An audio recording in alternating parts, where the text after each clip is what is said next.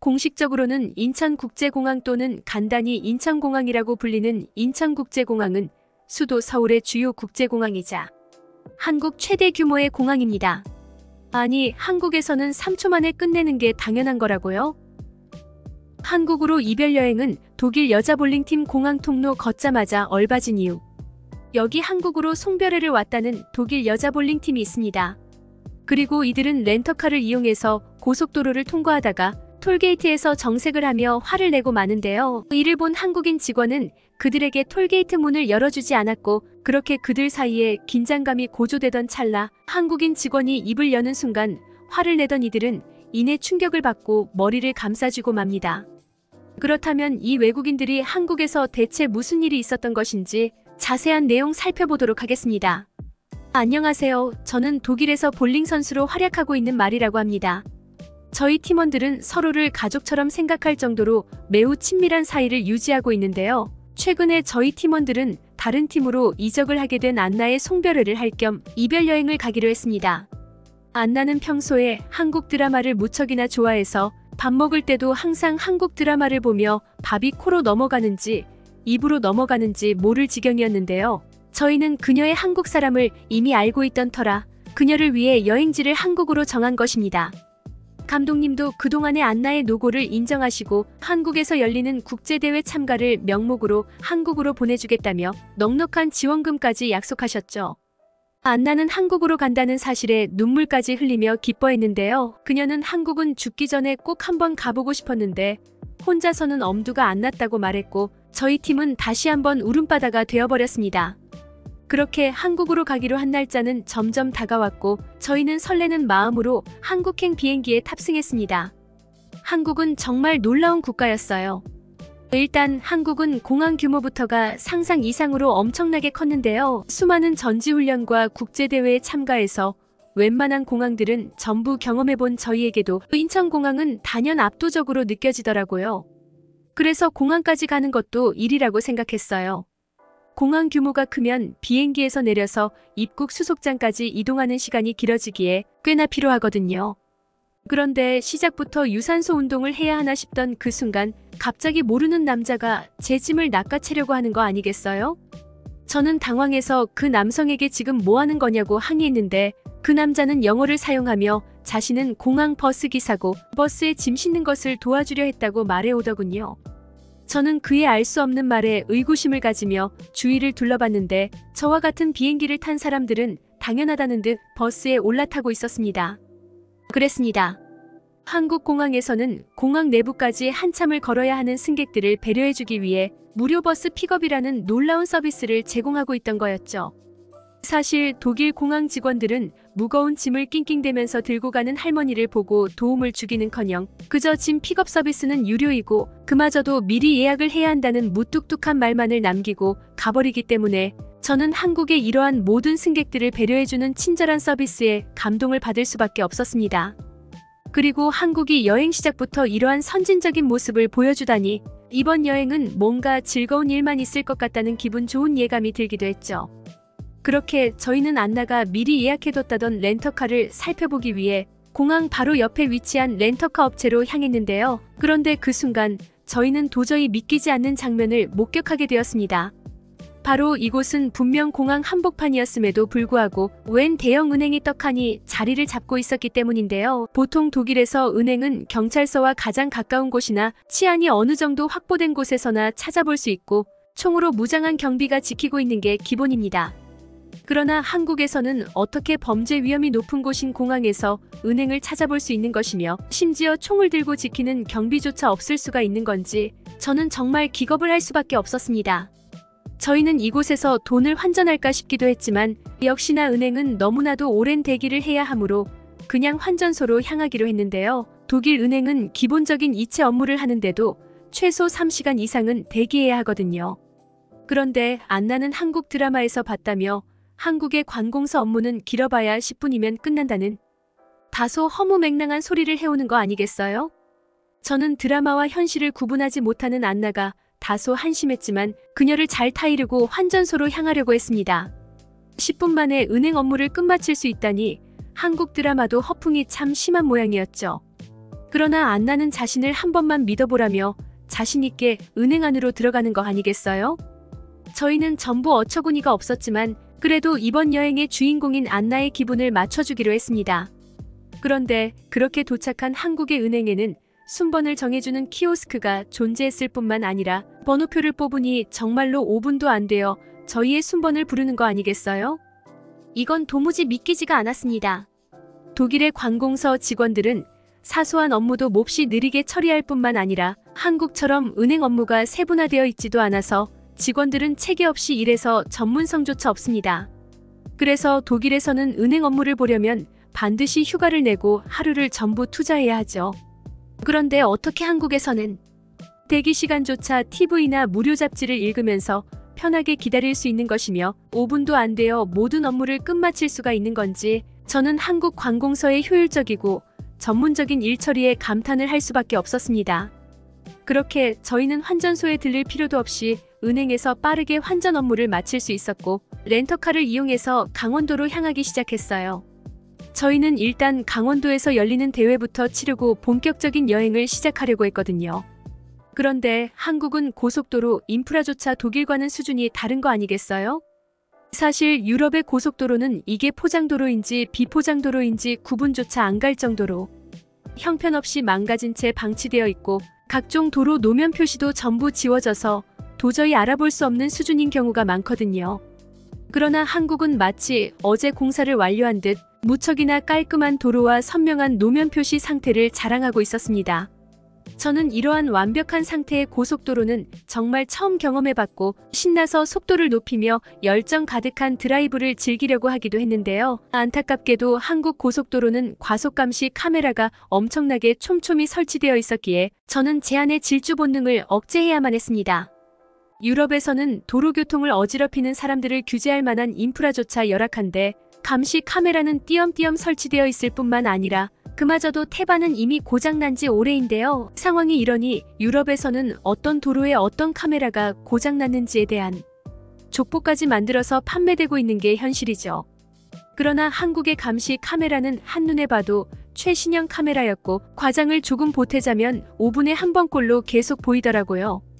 그런데 제 평화로운 드라이브는 그리 오래가지 못했습니다. 제가 곧 톨게이트에 도착했을 때 저는 저희가 대형 실수를 저질렀다는 사실을 뒤늦게 인지했거든요. 저희는 은행에서 고속도로 통행료를 낼 만한 거스름 돈을 남겨두지 않고 전부 5만 원 단위로만 환전을 한 것이었죠. 이건 정말 바보 같은 행동이었어요. 독일뿐만 아니라 유럽의 웬만한 톨게이트에서는 항상 현금이 부족해서 이렇게 큰 금액을 내게 되면 거스름 돈을 한 푼도 받지 못하거든요. 톨게이트는 고속도로 한복판에 홀로 떨어져 있는 그 특성상 감도에 취약할 수밖에 없고 그래서 정말 최소한의 거스름 돈만 준비해놓기 때문입니다. 저는 생돈을 날리게 생겼다는 좌절감에 덜덜 떨리는 손으로 직원에게 5만 원짜리 지폐를 내밀었고 거스름 돈은 기대도 안 한 채 톨게이트를 빠져나가려고 했습니다. 그런데 직원은 계산기도 안 두드려보고 그저 암산으로 1만 원짜리 4장과 1,000 원짜리 몇 장 그리고 동전 몇 개를 쥐어주는 거 아니겠어요? 저는 그녀의 재빠른 암산 실력에도 놀랐지만 톨게이트 안에 대체 얼마의 거스름 돈이 있길래 이런 거금을 거슬러 줄 수 있는 건지 엄청난 충격을 받고 말았습니다. 그래서 번역기 앱을 사용하며 톨게이트에 그렇게나 많은 잔돈을 보관하면 위험하지 않냐는 말을 건네봤는데요. 그러자 이 직원은 무슨 뚱딴지 같은 소리를 하냐는 듯 고개를 갸우뚱하더니 의인의 돈에 발이 달린 것도 아닌데 뭐가 위험하냐는 황당한 답변을 건넬 뿐이더라고요. 저는 그녀의 도둑이나 강도를 전혀 걱정하지 않는 듯한 말에 학을 떼버렸고 그렇게 왠지 모를 부끄러운 감정이 들어 도망치듯 톨게이트를 빠져나가 버렸습니다. 그리고 고속도로를 달리며 많은 생각을 하게 됐죠.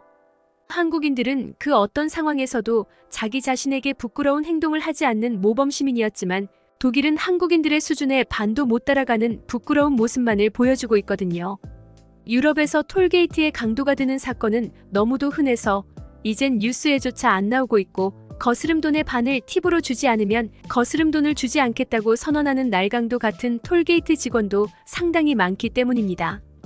그렇게 저는 한국은 안 나가보던 드라마 속의 모습과 별반 다르지 않다는 것을 인정하게 됐고 이 나라는 알면 알수록 아름답다는 생각을 하게 되었습니다. 그런데 벼랑간 동료 율리아가 비명에 가까운 소리를 질러대는 거 아니겠어요? 그녀는 국제대회를 참여하기 위해 필요한 필수 서류들을 독일에 놓고 왔다면서 이러면 대회 참가도 불가능하고 지원금도 받을 수 없다며 눈물을 흘리기 시작했어요.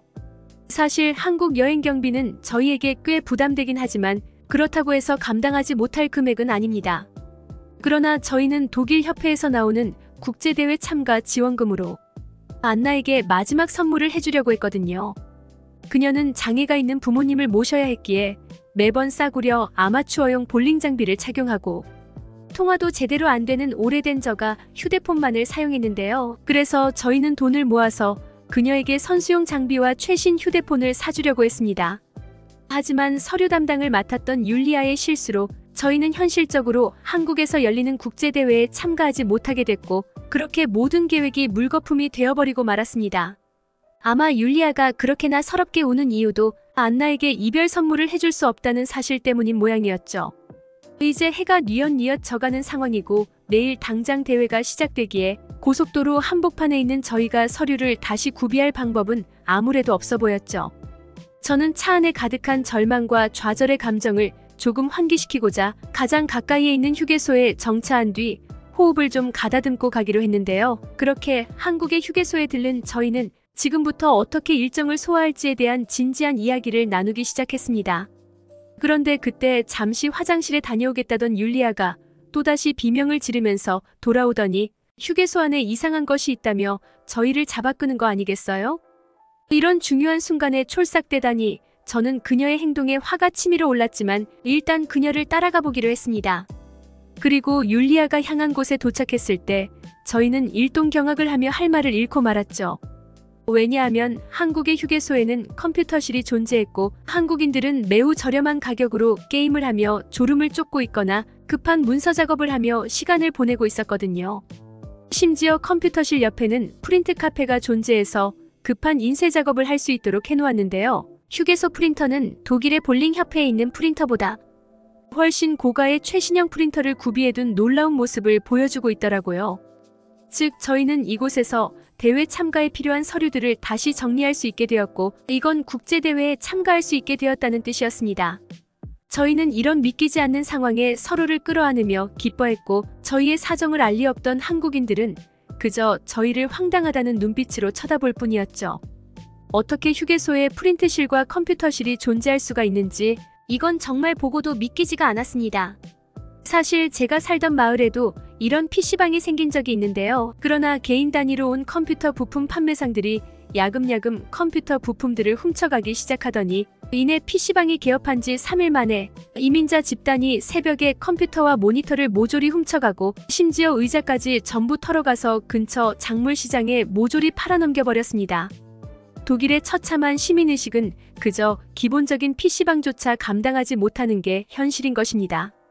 그런데 어떻게 한국은 강도에 취약한 고속도로, 한복판의 휴게소에서조차 이러한 놀라운 시설들이 즐비해 있을 수 있는 것이며 한국인들은 당연하다는 듯 사회적 규범을 지키는 모범적인 모습을 유지할 수가 있는 건지 저는 이제는 한국에 놀라기도 지쳐서 그저 입을 벌린 채 멍하니 서 있을 뿐이었습니다.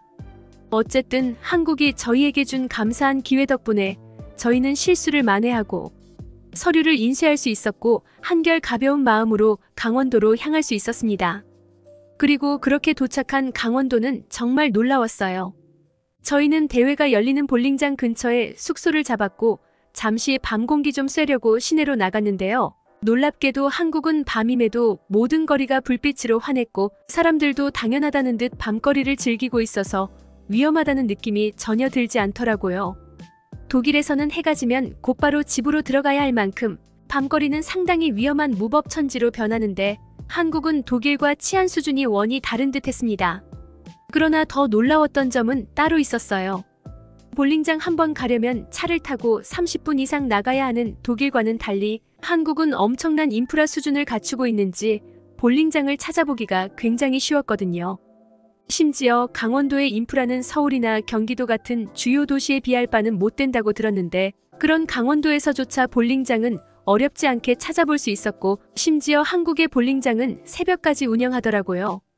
독일에서는 차를 타고 한참을 가서 볼링장을 찾아도 해가 지면 볼링장 문을 닫기 때문에 제대로 즐길 수조차 없는데요. 그러나 한국은 어디에서나 새벽까지 볼링을 즐길 수 있을 뿐만 아니라 볼링장 안에서 주류까지 판매하는 신기한 모습을 보여주고 있었어요.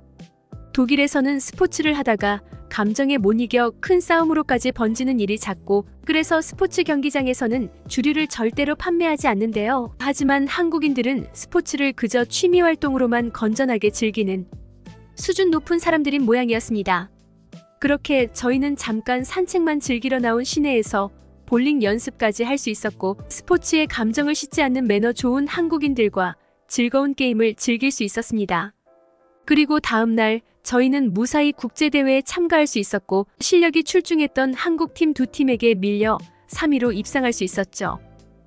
저희는 제대로 된 대회 준비를 하지 않았다는 핑계를 대며 합리화를 했지만, 속으로는 애초에 한국 선수들과의 압도적인 기량 차이는 쉽게 극복할 수 없었을 거라는 사실을 전부 알고 있었죠. 그렇게 저희는 한국에서 환상적인 시간을 보낸 후 현재는 안나에게 줄 선물을 고르고 있는 상태인데요. 저는 한국이 저희에게 보여준 기적을 정말 평생 동안 잊지 못할 것 같습니다. 112 외국인의 글은 여기까지입니다. 한국에서 놀라운 경험을 했던 독일 여성의 사연이었습니다. 제가 준비해온 내용은 여기까지입니다. 끝까지 시청해주셔서 진심으로 감사드리며 여러분들의 구독과 좋아요, 알림 설정은 영상 제작에 큰 힘이 됩니다. 이상 세모튜브였습니다. 외국인들이 한국에 와서 각종 사회 인프라에 놀라고 자국의 현실과 비교하면서 말하는 거의 일치하는 부분. 유럽 남미라면 훔쳐가는 게 일반적인데 도대체 치안 상태가 얼마나 개판이면 그저 약간의 틈만 있어도 훔쳐간다는 거야?